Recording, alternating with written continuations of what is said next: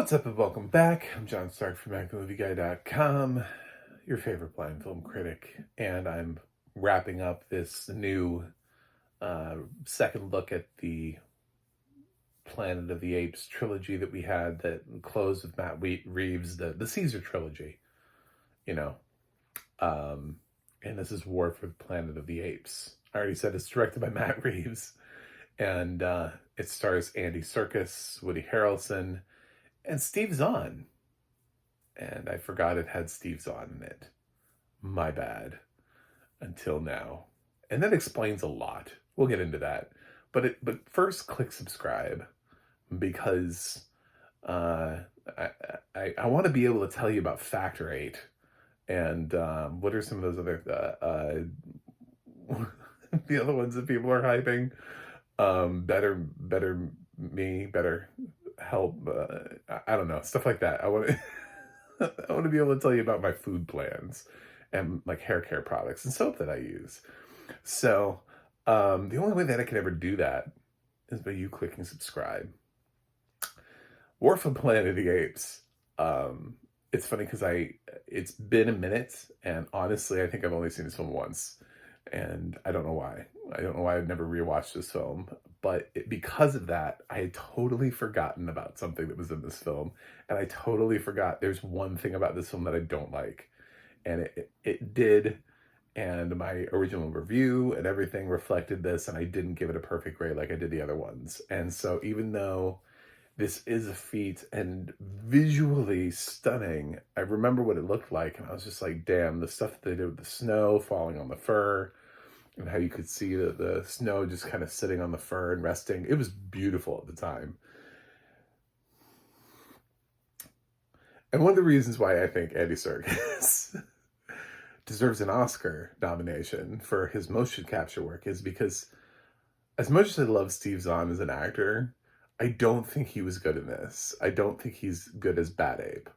And I know there's been some debate on this. I remember when the film came out, there were people who were like, oh, and then this thing happened. And he came back into the film and it all flooded back to me. I'd forgotten, I'd literally deleted him from my memory.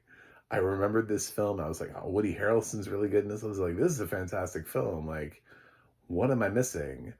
And then it's funny because I noticed on IMDb that I gave it like a 1 point lower than I did the other Planet of the Apes films. I was like, what is this?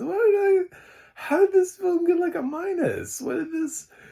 And I watched it, and then we got to Bad Apes part, and I was like, oh no. This was why.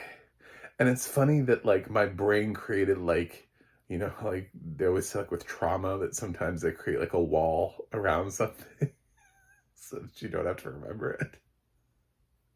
My brain loves this franchise so much that it pretended that Steve Zahn wasn't in it. And yeah, his characters are so weird. It's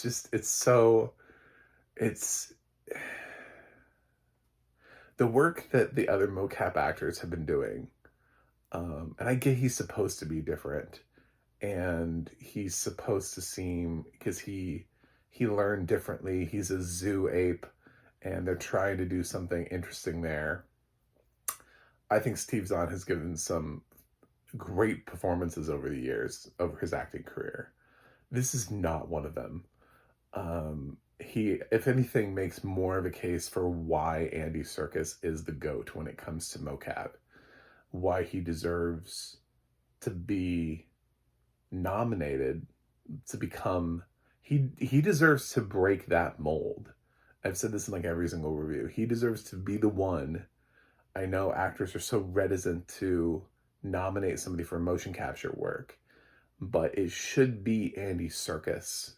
Should be the first person to get that nomination, that award, that special recognition, whatever it is that you can give him. It should be Andy Serkis, because what he's brought to the characters that he has brought things to,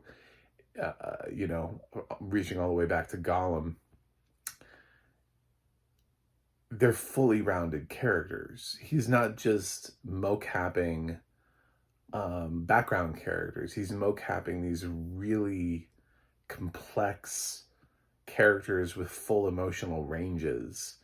Um, and it, his work here again is stunning. And and then you have the contrast against Steve Zahn, and it's just such a weird direction Matt Reeves went with this character. Casting wise, shooting it, allowing it to be in a film like this, and uh, he feels like a side character that's the comic relief. But this franchise doesn't need comic relief and has never really had comic relief, so I don't know why it's there now. Um, I still don't get the Steve Zahn thing. It's funny how my brain had literally like removed. I forgot about him completely when he showed up in this film. I'm telling you, the second time around, I was just like, "Oh fuck, that's right." I just it just hit me. I was like, "Oh damn, he's in this," and I was like, "Oh, that's why. That's why War is my third favorite." Because the rest of it is great, and the stuff between Woody Harrelson and Caesar is great, and Woody he's so intense there at the end when he's trying to convey, you know, his anger and frustration with the fact that stuff has caught up to him. um we'll try to keep it somewhat spoiler free, moderately spoiler free. So yeah, it's it's a really good film, and the stuff that deals with the war camps, and of course we would do this, and of course we would have, you know, the apes in camps. That's what we do as humans, right? We put things in camps.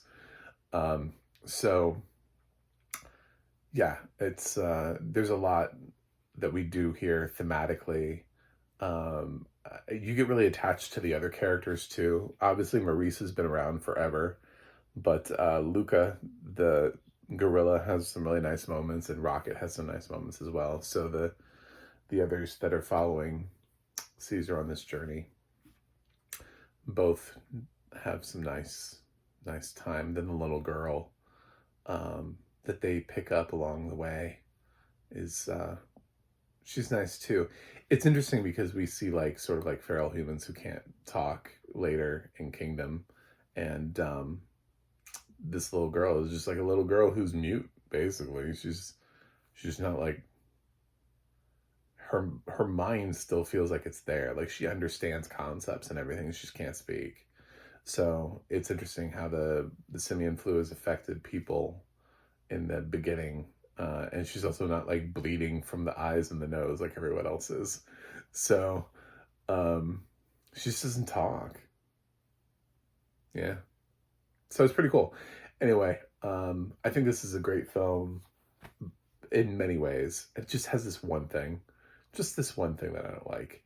So, um, but Matt Reeves really did wrap up the trilogy nicely, told the story, finished out Caesar's thing. He goes on a quest, a very relatable quest of revenge.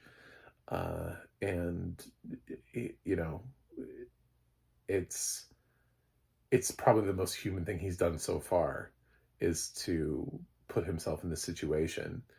And you know, there are moments, there's imagery in here that I remember where sort of like he's walking up on his own, and he's got a gun in his hand, and it's like, man, that's so like we are drawing the comparisons so much here to it feels like, you know, in a western where you see like the guy coming into town, like he's rolling into town, he's got his gun ready at his side, and it's like that's what it feels like, but it's Caesar. It's a it's a chimpanzee, and he's coming in, and he's got an assault rifle, and he's gonna free his people.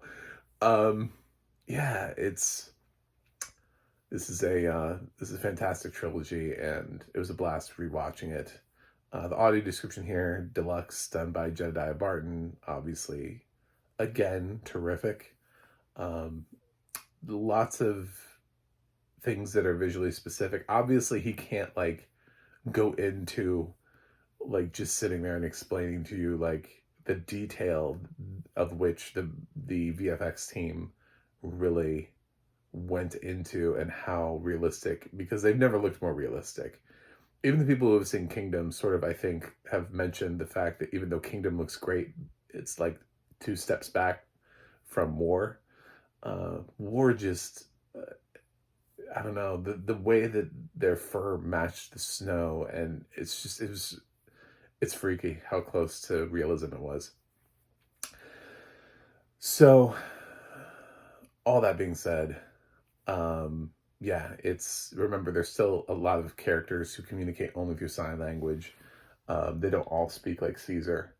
And so a lot of sign language to have to communicate back and forth, a lot of action. There's a whole big battle scene at the beginning in which there are a lot of tremendous losses for the apes, and Caesar has to sort of feel the weight of that. And I think the description of how he just sort of stands among the losses, and his personal losses and stuff is really strong. His interaction with pretty much everything after that is also really strong.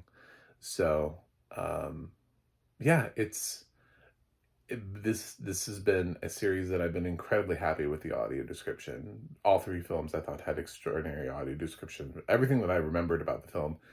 It's funny. This is the only thing I deleted from my brain was Bad Ape. Like, I remembered so many things. I remember the little girl. I remember Reese. I remembered, I remembered everything else about this film, but then I totally just forgot Bad Ape was in it. And that is, they talk about, like, looking back on things with rose-colored glasses, and I think that's what I'm doing with that. Is, because I love the trilogy so much, the one thing about the trilogy that I didn't like, I just allowed myself to forget it. And then he came back and I was like, oh, fuck me. So I have to be honest. And I have to say, even though I wasn't expecting to do this, I thought they were all going to be A's.